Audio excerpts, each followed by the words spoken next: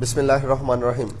इस प्रोडक्ट के बारे में जिसका नाम है जिंक्सिंग, इसके बारे में जो आप अपने लिए सोच सकते हैं बेहतर वो सोचिए, क्योंकि ये एक सुपर हर्ब है।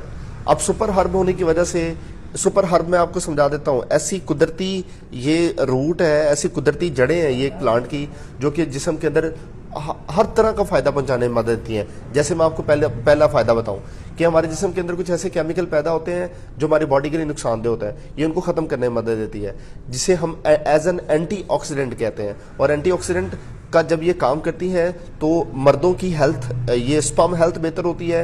वैसे भी कई तरह के डिजीज से बंदा बचा रहता है। और ये क्या करता है, नाइट्रिक ऑक्साइड पैदा करता है, जिंक्सिंग नाइट्रिक ऑक्साइड। अब ये नाइट्रिक ऑक्साइड क्या करता है, पीनस के अंदर ब्लड के फ्लो को बेहतर करता है। अब जब ब्लड का फ्लो पीनस में बेहतर होता है, ये इरेक्टाइल डिस्फंक्शन बेहतर करने में मदद देता है। और ये बॉडी में एनर्जी बूस्टर है। एनर्जी बूस्टर का मतलब होता है कि जो कोई लोग थकावट वगैरह फील करते रहते हैं, ये उसमें उसे भी बेहतर करने में मदद देता है। और अगर आप इससे आगे चलें तो ये आपके ब्रेन को फोकस करने में मदद देता है। इसके बहुत अच्छे इफेक्ट हैं।